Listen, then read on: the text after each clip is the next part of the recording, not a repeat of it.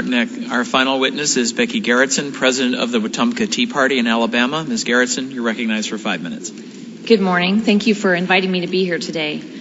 I'd like to begin with a brief statement. I know that you're primarily interested in hearing about the abuses of the Internal Revenue Service, but I believe it's critically important that you understand just not what these abuses were, but what exactly the IRS was trying to stifle. In order to paint a clear picture, I need to explain how the Wetumpka Tea Party came into being. My husband and I had never been involved in politics before 2008. We'd always been patriotic and deeply proud of our country. We've always felt that the United States is the greatest country in the world. In September 2008, when we had our first $700 billion bailout, we, along with millions of Americans, were very concerned. That bailout was confirmation that our government was out of control. But just a few months later, in January 2009, we learned that our government was going to spend another $787 billion. That money went to foreign nations, failing banks, and unproductive industries. We were worried, and we knew we had to do something to sound the alarm. We knew that government had gone far beyond its habitual deficit spending. The government was mortgaging America's future. And we knew that Washington wasn't going to stop by itself. In the spring of 2009, we learned that others were organizing Tea Party events around the nation to educate and empower concerned citizens who believed their government was out of control. So we made our plans. My husband and I filled out a permit to meet at a local park in our small town. My daughter and I walked through neighborhoods handing out flyers for our April 15th event. When the day arrived, we were blown away by the large crowd.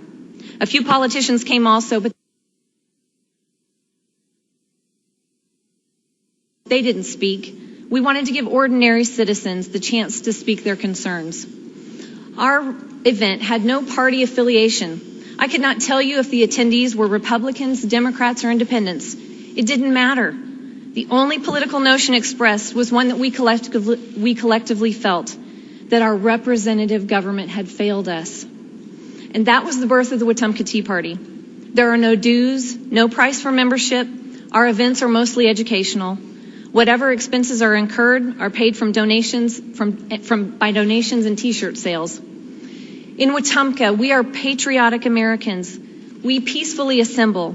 We petition our government. We exercise the right to free speech. And we don't understand why the government tried to stop us. I'm not here as a serf or a vassal.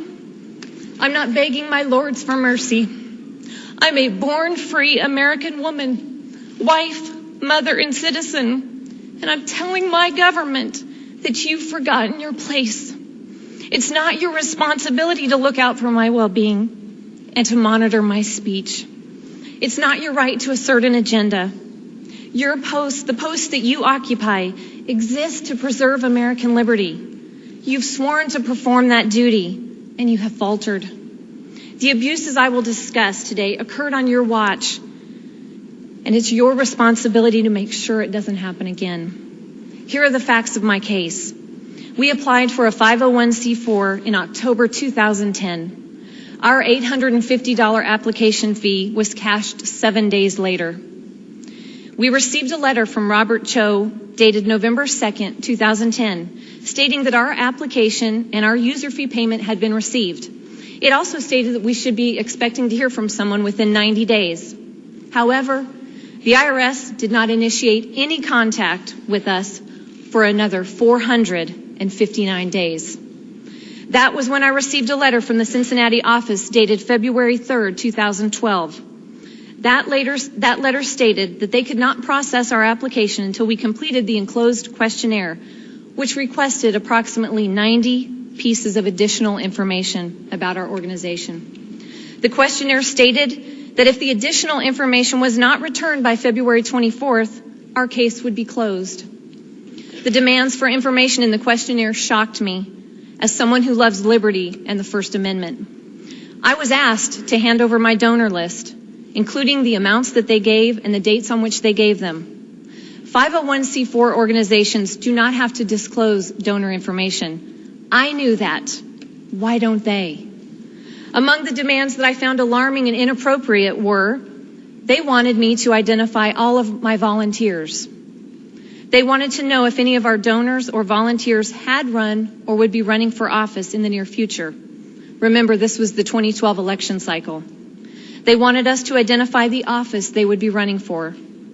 They wanted us to provide detailed contents of all speeches ever given, the names of our speakers and their credentials.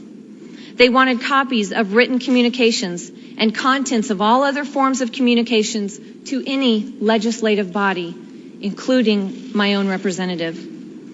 I was very uncomfortable with these questions, as you can imagine, and my husband and I discussed forfeiting our application. However, within days of reading through these questions, we knew we were being targeted because fellow Tea Party organizers across this nation were getting the same types of letters and questionnaires. That was when we decided to seek legal counsel. On March 6, 2012, we retained the counsel of the American Center for Law and Justice, and they represented us in this matter.